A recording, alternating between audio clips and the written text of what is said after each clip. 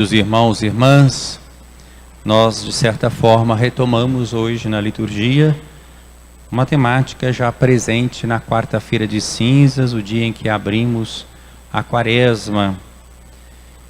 É esta colocação sobre o jejum. Sabemos dessas três práticas penitenciais da quaresma: esmola, oração e jejum. Na quarta-feira nós ouvimos que elas devem ser praticadas não exteriormente, não para serem vistas pelas pessoas e para recebermos elogios, mas delas devem ser vividas na autenticidade, na presença e diante do Pai. Hoje vemos que aproximaram-se de Jesus discípulos de João Batista e colocaram a seguinte pergunta para Jesus: por que nós e os fariseus praticamos jejuns, mas os teus discípulos não? O jejum havia se tornado já uma prática religiosa e representava justamente o tempo da espera da vinda do Messias, do Senhor. Então havia essa prática de muitos jejuns que se tornaram até práticas rituais muito exteriores e motivo até de uma certa vanglória espiritual, porque nós podemos também exibir um certo orgulho espiritual, né? Achando que nós somos melhores, achando que nós somos donos da verdade, achando que nós somos exemplo.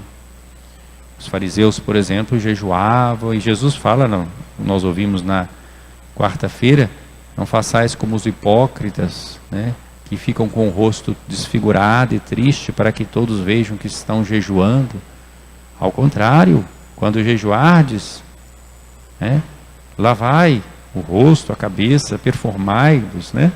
Quer dizer, exatamente a aparência oposta. E aqui hoje, então, diante dessa pergunta, Jesus tem a ocasião de ensinar algo que diz respeito à sua própria identidade, porque Jesus é o esposo da humanidade. Há essa comparação nas Sagradas Escrituras. Deus faz aliança com o povo, e a aliança entre Deus e o seu povo às vezes é comparada já no Antigo Testamento com um matrimônio. No Novo Testamento nós vemos claramente que essa aliança ela é celebrada, a nova aliança, no sangue do Cristo, e Cristo é o esposo da humanidade. Por isso Jesus vai dar essa resposta: por acaso os amigos do noivo podem estar de luto enquanto o noivo está com eles? Porque os discípulos de Jesus que estavam com ele parecia que era uma festa permanente. Não que a vida deles fosse fácil, muitas vezes vida de privação, vida de pobreza, vida de quem está sempre peregrinando, não tem onde reclinar a cabeça, mas vida alegre, alegre pela presença do Senhor. E os discípulos até entusiasmados com os sinais que o Senhor realizava, as suas curas, até com um entusiasmo muito humano, né? Pensando que Ele vai restaurar o reino de Israel, que eles vão ficar em altas colocações, ainda têm ambições de poder, mas era uma festa contínua, uma espécie de festa contínua. Jesus então diz: dias virão em que o noivo será tirado do meio deles, então sim eles jejuarão. Seria tirado por ocasião da paixão e da sua morte, e mesmo depois, nós podemos dizer, depois da ressurreição e da ascensão do Senhor, e até a volta do Senhor para julgar os vivos e os mortos, é um tempo de ausência física deste esposo da humanidade. Então é o tempo também de espera. Portanto, o jejum que nós cristãos fazemos é diferente daquele jejum que faziam os judeus e que faziam os discípulos de João Batista. Era um jejum em preparação para a vinda do Messias. O Messias já veio, né? Por isso os discípulos do tempo de Jesus não jejuavam, mas agora nós jejuamos. Mas o jejum não tem o mesmo sentido daquele povo do Antigo Testamento, e não pode ser feito de práticas exteriores. O jejum deve ser feito nos ajudando a viver o mandamento do amor, como Jesus amou.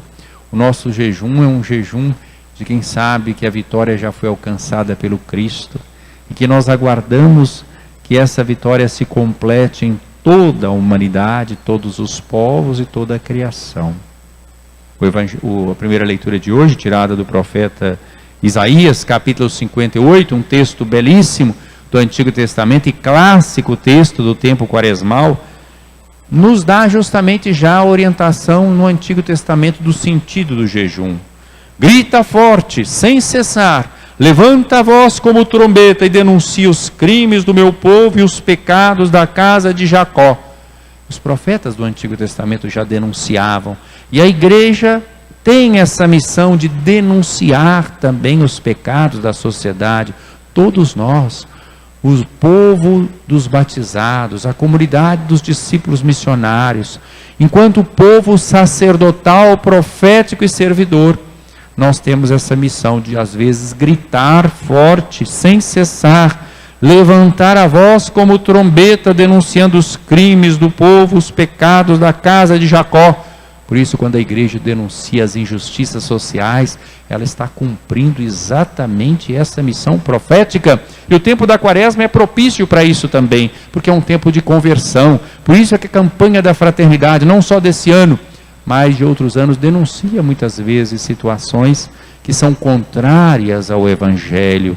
No texto desse ano, são lembradas muitas situações de marginalização, situações de violência, situações de divisão, de discórdia. Grita forte sem cessar, é nossa missão.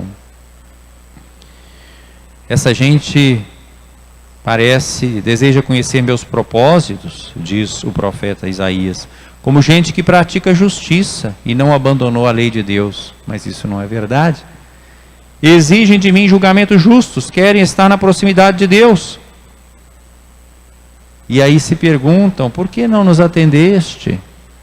Não tem gente que às vezes fica pensando, por que essa pandemia? Por que Deus está permitindo, né, essas mortes, essas situações? Tem gente que ainda quer colocar a culpa em Deus, né? Quando nós muitas vezes estamos colhendo justamente aquilo que nós semeamos, porque a criação inteira geme e sofre em dores de parto, aguardando a gloriosa manifestação da liberdade dos filhos de Deus, enquanto nós vivemos sob o jugo do pecado. Aí vem a resposta do profeta: é porque no dia do vosso jejum tratais de negócios e oprimis os vossos empregados. É porque ao mesmo tempo que jejuais, fazeis litígios e brigas e agressões impiedosas. Hoje esses litígios e brigas e agressões impiedosas estão onde? Nas redes sociais, não é assim? Quantos ataques são feitos a pessoas, a propostas, a ideais, a propostas até evangelizadoras, como a campanha da fraternidade. Litígios, brigas, agressões impiedosas. Quem faz isso não tem a sua oração atendida. Não façais jejum com este espírito, se quereis que vosso pedido seja ouvido no céu. Tem gente que pensa numa campanha, num período de quaresma só intimista, que não se importe com as transformações da comunidade, da sociedade. Pensa só na relação entre Deus e eu, isolado. Não façais jejum com esse espírito, se quereis que vosso pedido seja ouvido no céu. Acaso é esse o jejum que aprecio? O dia em que uma pessoa se mortifica? Trata-se talvez de curvar a cabeça como um junco e deitar-se em saco e sobre cinza? Acaso chamas a isso jejum, um dia grato ao Senhor?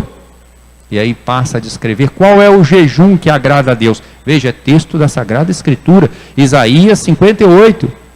Não é palavra minha, não é palavra da campanha de fraternidade desse ano, não. É palavra da revelação de Deus de todos os tempos. Acaso o jejum que prefiro não é outro? Quebrar as cadeias injustas, desligar as amarras do jugo, tornar livres os que estão detidos, enfim, romper todo tipo de sujeição, ou seja, libertar os oprimidos. Esse é o jejum que agrada a Deus.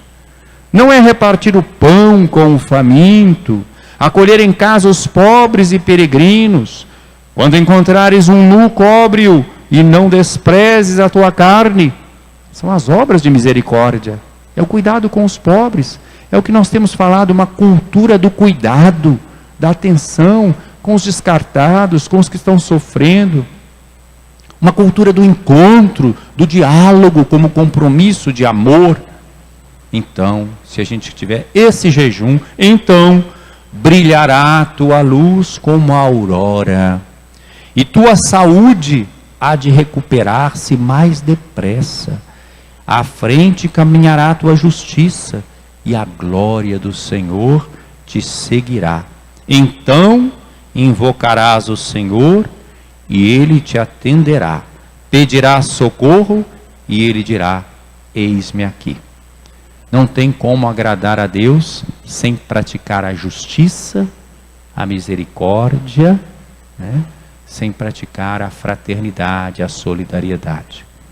Que esse tempo de quaresma e essas práticas exteriores da quaresma, oração, jejum e esmola, representem o movimento interior da cultura do encontro, da fraternidade que promove o diálogo como compromisso de amor, que se faz próximo dos irmãos, dos que sofrem, dos que são desprezados, e também daqueles que pensam diferente, para estabelecer com eles não um debate e um conflito de inimigos, mas estabelecer pontes, onde a verdade e a caridade caminham juntas. Louvado seja nosso Senhor Jesus Cristo. Para sempre seja louvado.